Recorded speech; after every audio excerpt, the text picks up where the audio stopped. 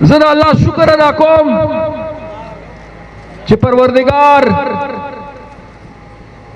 په داسې غیرتی خلکو کې د سیاست او د خدمت کولو موقع را کړې ده. زه د رب العزت شکر ادا کوم چې په سیاست کې د خدمت کولو موقع را کړې ده، په سیاست کې راله د عزت ګټلو موقع را کړې ده.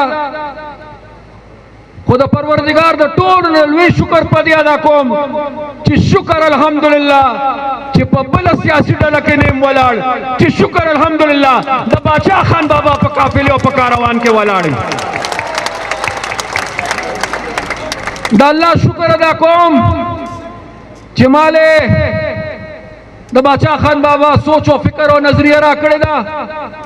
او بیا د پروردگار ډیر شکر ادا کوم چې مالې داسې پښتانه مشران را کړي دي.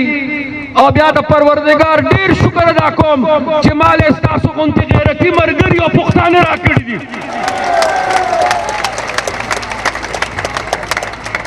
نن 15 کاله تقریبا پوره کیږي چې شهید هارون بلور زمونږ نه جدا شوی دی. او په هغه ورځ د هغه سره بې شماره نور ملګري هم زمونږ نه جدا شو. نن سره پاسه 10 کاله کیږي چې زما مشر او ستاسو مشر د پېښور فخر او د پښتونخوا فخر شهید بشیر بلور صاحب زمونږ نه جدا شوی دی. نن د هغه شهیدانو په حواله د هغوی په یاد کې مونږ را جمع شوي یو. نن مونږ خپلو شهیدانو ته خراج عقیدت پیش کولو را جمع شوي.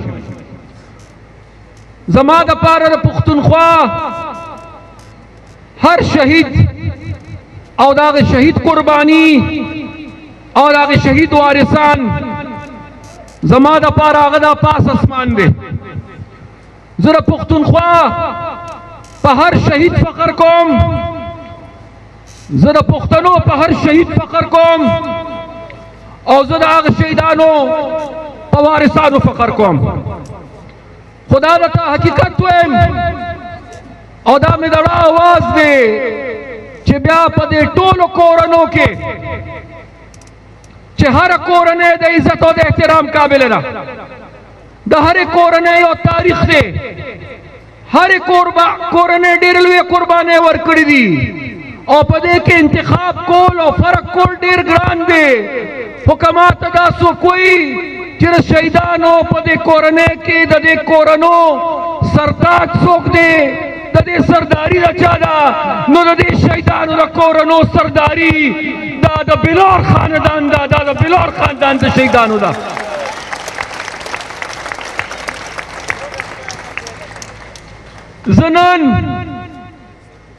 زنن د دې خاندان قربانو ته او عظمت ته سلام پیش کوم. زنن د دې خاندان د خپل سوچ او د خپل نظریه سره مینې ته سلام پیش کوم. او زنن د دې خاندان او د دې خاندان د مشر چې تش د دې خاندان مشر نه دی، زمام مشر دی، ستاسو مشر دی، د ټولو پښتنو مشر دی. زه د الحاج غلام احمد بلور وفا ته سلام پیش کوم، جرأت ته سلام پیش کوم، پښتو ته سلام پیش کوم. نن بیا سٹیٹ سیکرٹری سے ما پسې راغی چې جی اخیری تقریر به تاسو کوئ او که حاجي صاحب به کوي. زه خو 15 کاله داسې وم دا خبره کوم او گزارش به راته وکړم چې ما نه اوس دا تپوس بیا چرې مه کوئ چې ته به اخري تقریر کې او کاجی سے باخری تقریر کئی ما تک پدے پاٹے کہ ہر سمرل وے ہودا ملاو شوا خود تقریر با پیخور کے زمان چر مخیری نوی تقریر با ٹولو برخیر کے زمان مشر کئی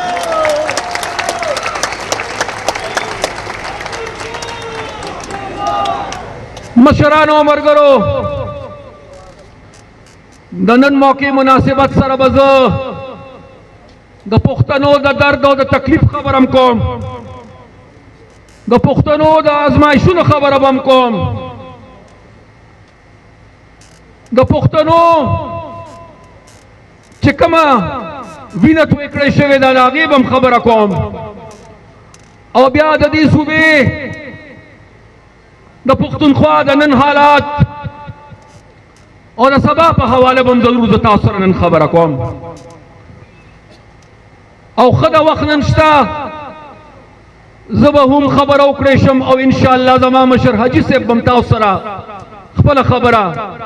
اوکڑیش انشاءاللہ کا خیری اول خو سمر خور غالباً دلتا اس سپاسی دو تقریر کو نووی وچ دلتا کی چا دعوی کڑے وا چیز پا پیخور کی مادا حاجی غلام احمد بلور سے خدیمہ کا سیاست ختم کر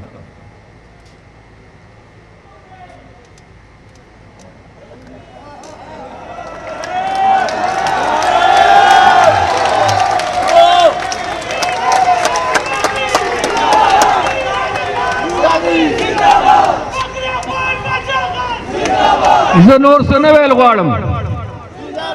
زم داویم چی اللہ اللہ مہربان بچا اللہ غیرتی بچا اللہ انصاف کولو والا بچا مہربان بچا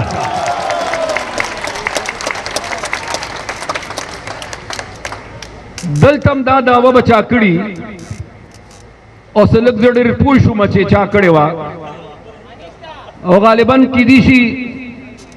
اغم جوڑے پریس کانفرنس کڑے رہے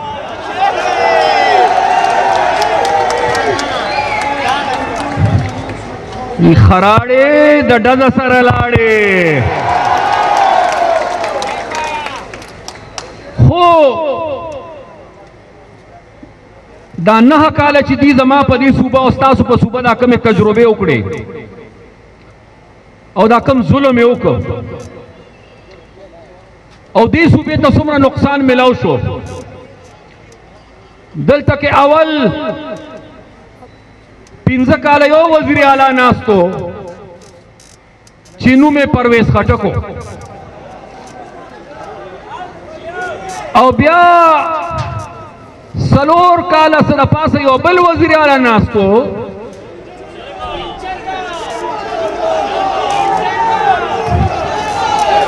چینو میں محمود خانو نو میں محمود خان دے اس کا دمینه او د احترام نه وته تاسو سپین چرګوای نو دا تاسو خپل خوخه ده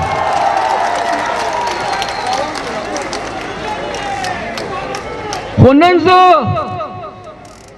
زه یو څو پوښتنې کول غواړم او دا پوښتنې زه چا نه کول غواړم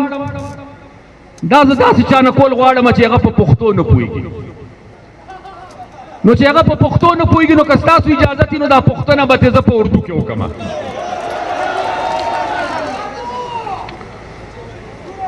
مرګرو او مشرانو دا بغیر د انتشار او د سازش نه بل هیڅ نشي ګورئ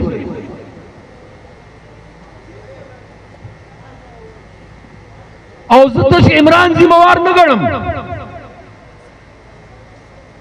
دا چې کومو کسانو ولا بکسي ډکې کړې وې زه غم ذمہوار ګڼم دا چې چا په دې قوم مسلط کړی زه غم ذمہوار ګڼم زه وایم تش د عمران احتساب نه پکار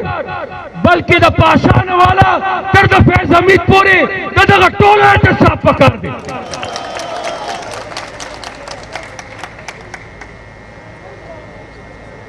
دا ظلم دی پاکستان سره او بیا بالخصوص دی پښتونخوا صوبې سره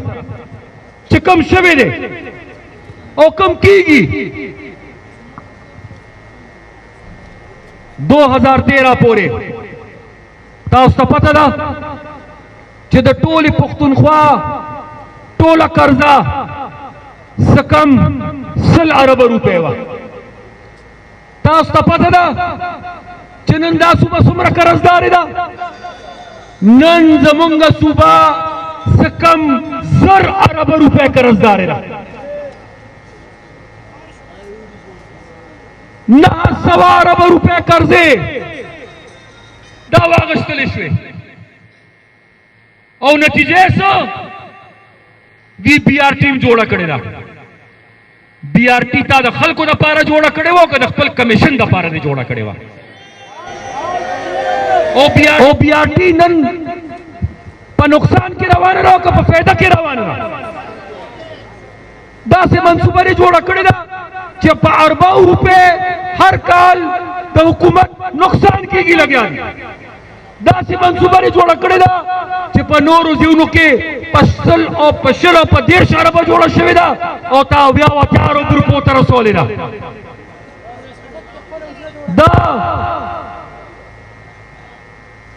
دا تا انصاف کړی دې صوبې سره؟ اوکې یونیورسټو والو نه تپوس چې موږ ولا په خپل وخت کې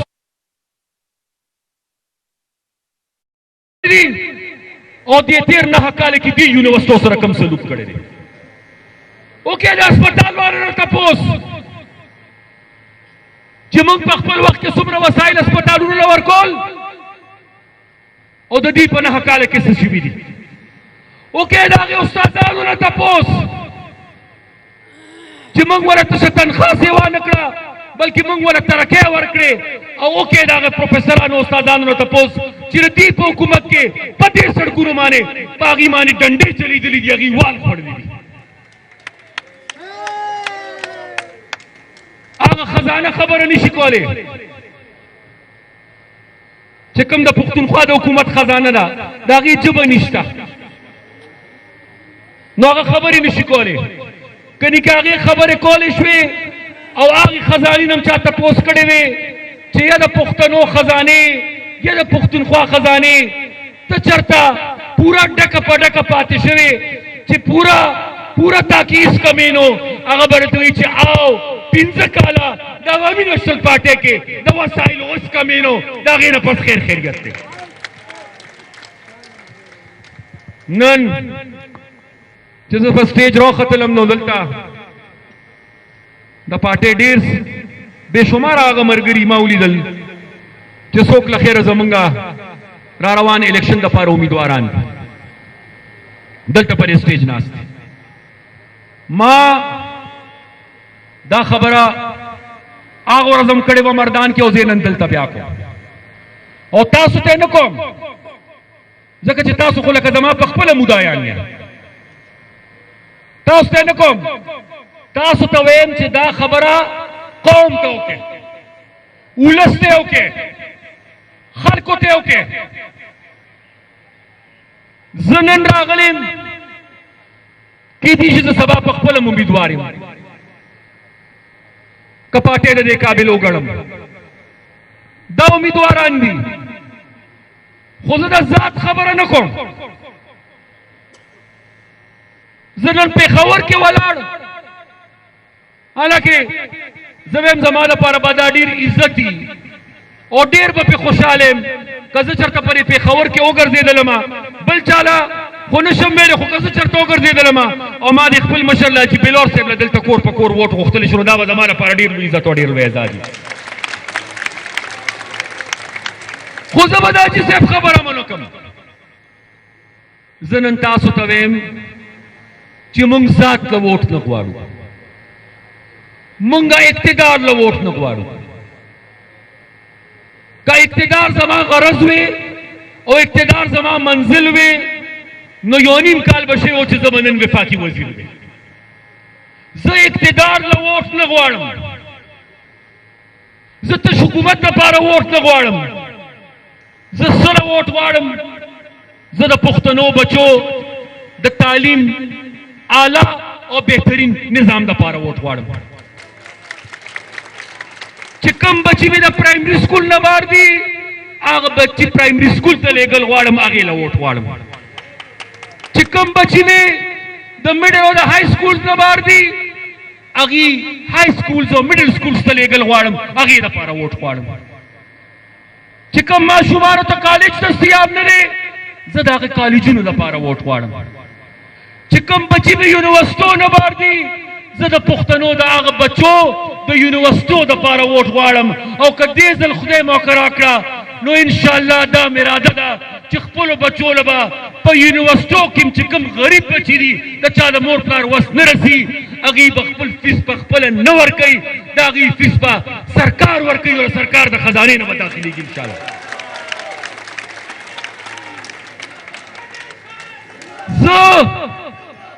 زه دې امیدوار له ځان له ووټ نه غواړم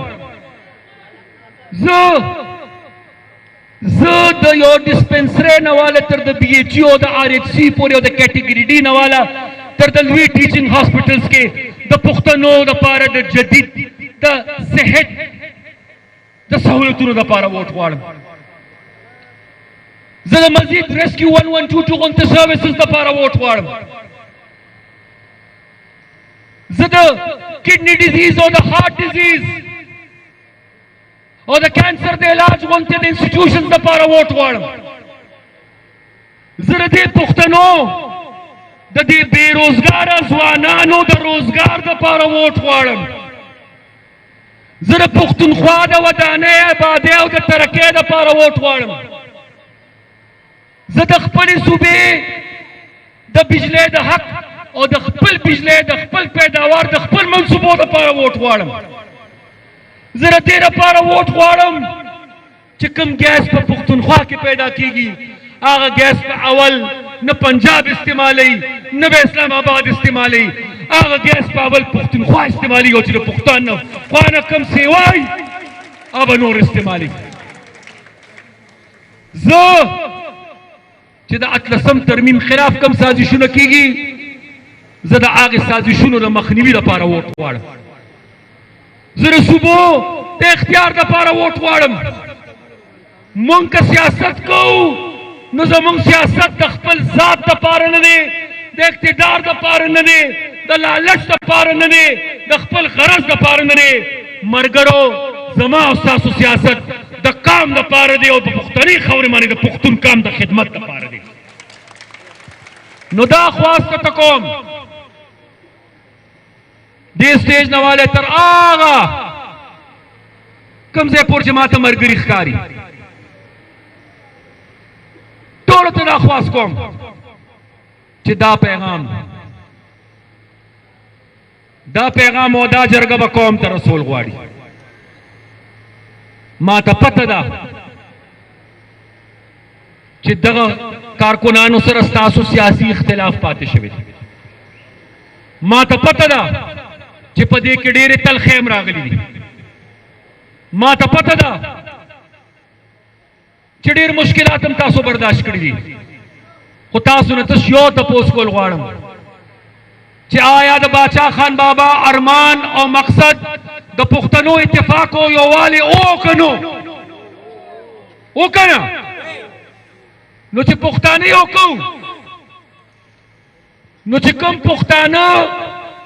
چا ګمراه کړیو نو موږ به هغې سره جنګ کوو او که نه خپل هغه پښتنو سره به یې جنګ کوو چې کوم یې رانه بېلارې کړي چې چا ګمراه کړیو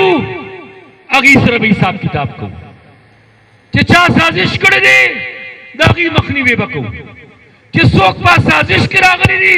او څوک ګمراه شوي دي زما به خواست تاسو ته دی هغې سره به جنګ نه کوو هغې سره به جنګ نه کوو په هغې به جرګه کوو دغه پښتون به راولو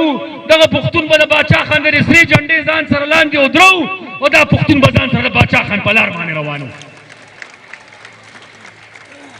نن شهید هارون بلور د 15مې کلیزې په موقع که مونږه دغه شهید ورور ته او خپلو ټولو شهیدانو ته په حقیقت کې خراج عقیدت پیش کول غواړو ملګرو او مشرانو نو دا یې د ټولو نه بهترینه طریقه ده پښتانه یو کول او بیا د هغې اتفاق په نتیجه کې خپل اختیار ترلاسه کول او بیا د هغې اختیار په ذریعه یو ځلې بیا په شریکه د خپلې خاورې او د خپل پښتون قوم خدمت کول دا نن د دې غونډې د ټولو نه لوی مقصد او غرض دی. زما هم نن دا خواهش ده چې محترم مشر حاجي بلور صاحب موږ سره لږه تفصیلي خبره وکړي، ځکه چې ټول عمر اکثر هغه ته کله 10 منټه پاتې کله 7 منټه پاتې، او الحمدلله حاجي صاحب ډېر ورته کوزيږي چې کله حاجي صاحب تلاوت کوي دعا غواړي هغه ورته کوزيږي، او حاجي صاحب چې له خیره دعا هم غواړي تلاوت کوي خپل، نو هغې کې هم له خیره چې کوم وخت ورته موږ پرېښي نو اله هماغه وشي. نو ستاسو به هم دا خواهشي او زما هم دا خواهش دی چې موږ حاجي صاحب له ضرور موقع ورکو، او تش نن دا موقع به نه ورکو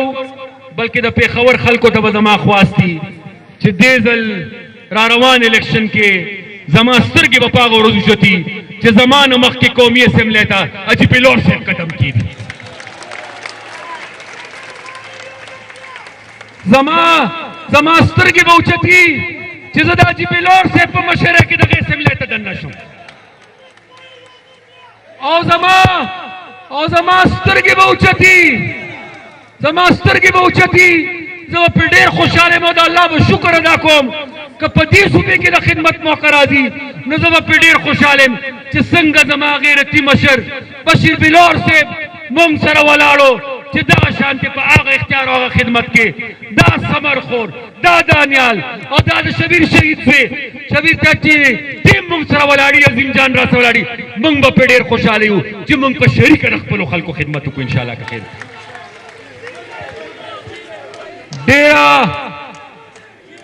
ډیره شکریہ ادا کوم، مشکور یم. ما د صوبې صدر سره خبره کړې ده او دا غړوان مې دا تجویز ایښی دی چې مونږه را روان ورځو کې په ټوله پښتونخوا کې د بیدارۍ او سلسله شروع کړو، او دا مې ورته ویلي دي چې ټول بوج بم په یو مرګري نه اچو. ما صوبې ته ویلي دي باوجود لري چې اوس د 52 کالو یم خو بیا هم دومره همت لا شته چې که ډېر نی نو له نیمې نه سوا د صوبې ذمواري او بوج ترې ضرور اخیستی شم انشاءالله. تاسو به د ټولو نه اهمه مورچه چې د ټول پاکستان او د دنیا به پې نظري تاسو به د پېښور مورچه سنبالوئ، او انشاءالله زه او نور ملګري به په شریکه د ټولې پښتونخوا مورچه سنبالو. ډېره مهرباني.